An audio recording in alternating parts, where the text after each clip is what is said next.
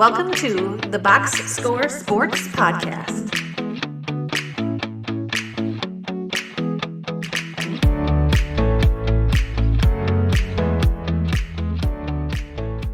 Podcast goes on. We are going to talk now about the Indianapolis Colts. So this is the 2026 NFL preview for the Indianapolis Colts.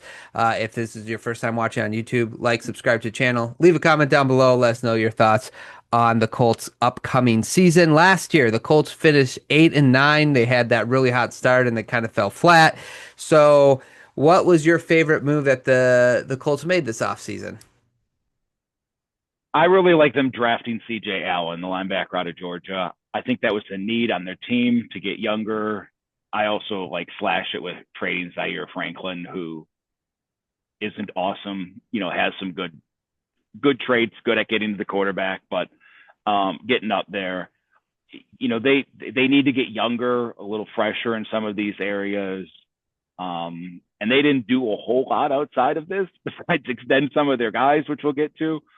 So I just think if you got a guy you think can be like a linebacker and their first pick wasn't to the second round, get that guy to kind of green dot the defense. Yeah, that's a good one. They didn't do a whole lot. I wrote down Adrian Key, 2 years, $8 million is a solid contract. He gets to the quarterback sometime. I think he had 5 sacks last year, but they're not overpaying for him. And I think the more people you have on your defensive line that can make plays to get to the quarterback, the better your defense line is, the more fresh you can be. So I thought that was like a solid signing. Yeah. He made himself some money in the few games he had with the 49ers one year. I think he had 6.5 sacks. And then I think he went on to the Titans and now with the Colts. Yeah, exactly. Okay. Least favorite move. It's a split, but I'll just start with, was it 2 years, $100 million for Daniel Jones? Again, it's short term, but we've talked about, if you've listened to us before with the Colts, I hate when teams kind of go all in and don't have the quarterback and they kind of base it off of those 5 or 6 games that Daniel Jones started the season with. Unfortunately, he got hurt, but just to kind of put that Band-Aid on when you've traded first round picks out the door for last year and this coming year, I'll never be a fan of it. I mean, even if he has a decent year, I just think you're not winning a Super Bowl with this roster as Daniel Jones is your quarterback. Yeah, that's a really good one. It's not that I totally mind the trade, but trading away Pittman when you don't have a lot of depth at your skill position, you didn't really replace them. I guess if you want to call Keenan Allen, who they just signed, a replacement, I don't know about that. But I just, again, you're playing as if you made that trade for Sauce Gardner, like you're ready for the Super Bowl, but then you kind of create a hole on your team, and now you don't have a lot of depth at that position. So one person goes down, it's going to look really bad. So just the Pittman trade, it doesn't I guess in my opinion, align with what their philosophy seems to have been the last, with the moves the last year and a half or so. Yeah, it kind of tags with paying Alec Pierce, which is fine, right? Yeah, that's a good probably one. A 2. You overpaid him a little, but now you did this and he had to have ankle surgery and the dude's still not sprinting and we're 2.5 weeks before the season. And this was the guy that you paid because you were we saw the deep threat last year, but we think he can do short and intermediate routes and we're going to make him our wide receiver 1. But dude hasn't been able to run routes all summer. And I just think it sets up to be disastrous this year. And obviously they're more worried than they've let on because you just brought out, they signed Keenan Allen, who doesn't do much besides run out of the slot. Right, correct, yeah. Yep, so we'll see how that works for them. Okay, green flags or what you're excited to watch when it comes to the Colts this season. I guess it has to be the first 5 games of Daniel Jones from last year is real. I think outside of that, there's a lot of red flags. But if Daniel Jones plays really good, runs around a little, which is questionable coming off an Achilles, but yeah. If you get good Daniel Jones, you could piece together a solid year. Yeah, agreed. He's just got to be a little above average. I like their corners and Gardner, Sauce Gardner and Katavius Ward. I think that's a good pairing. I wrote down their run game. They had the second best offensive line last year as far as run protection. And I expect that to be very similar. And you still got Jonathan Taylor. So one thing that you could say could save Daniel Jones is if you have a really good offensive line and you have time to pass the ball, you're not getting a lot of pressure. You can rely on the run game and you're asking him to do less. He might look actually really, really solid, right? So that run game, I think, is still going to be pretty good this coming year.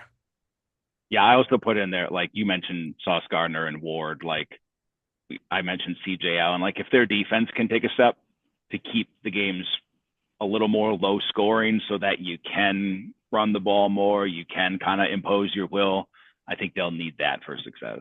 Yeah, I agree. So let's talk about that a little bit more in red flags. What's one of your biggest red flags or concerns or questions going into the season? Daniel Jones, again. Yeah. You don't know what you're going to get, especially coming off an injury. Do we get, like I said, first 5 games, or do we get those 2 games? And granted, he was hurt those 2 games, so it's, you don't want to hold that against him because he had like some kind of fracture in there before he tore his Achilles. But Daniel Jones has a long track record. And if we just get mediocre Daniel Jones with the defenses that they face in this division, it'll be tough. And if you come in third in this division, probably 3 teams aren't making it out of the AFC South into the playoffs. Agreed. On top of that, weapons, we talked, you brought up Pierce, the fact that he hasn't run routes yet. They just officially signed Keenan Allen, according to Adam Schefter, so they brought him in. So the weapons are questionable. And then the defensive scoring, they were the 21st in scoring defense last year. So until we see it, it's a little bit of a red flag because, like, if you want to actually compete for the division, you want to actually try to, like, make a Super Bowl run, you got to have a better defense. So is that the improvements they make, is that going to actually improve their defense? We'll have to wait and see. But that is a red flag because you got to get that, like, in top 15 range. Yeah, for sure. Fantasy football go-to. So for the longest time, I had Josh Downs because I just thought, coming out of the slot, he's going to get peppered. I think when you sign Keenan Allen, that's hard to do because he's 5'9", 171, and you don't want a guy that size always on the outside. So he's uber cheap right now. I would just load up on some Keenan Allen. Okay. Similar to like on the Chargers. Like, I mean, granted, Jonathan Taylor is like the easy one. If you can get Jonathan Taylor, like, dude, ride those 2-yard touchdowns all year. Yeah, sure. But I do think if you're looking for someone really cheap, you can almost probably get him for free. Keenan Allen might, again, we're talking about your favorite PPR format, bro. Bro might just get a bunch of catches. Yeah. I would say into Warren, if you're like, I think he might also be that safety blanket area on the field for Daniel Jones. So he might actually get targeted a lot too, if you're talking about like just quick passes and whatever. So Tyler Warren could be a very interesting pickup at the tight end position. Okay, let's predict their season. 7.5 over under. What do you got them at? 7-10. Okay. I have them at 8-9. So we're about right where we should be on that. Okay. You ready to move on to the Texans? Yep. Okay, before we do, thanks so much for watching this clip. Don't forget to like and subscribe. Leave a comment down below. Let us know about the Colts and your feelings on their season coming up. Okay. Thanks so much for watching this clip of the Box Score Sports Podcast. I hope you guys enjoyed. If you haven't yet, please subscribe to our channel. Follow us on Instagram and Twitter or X. And we'll talk to you guys real soon. See ya.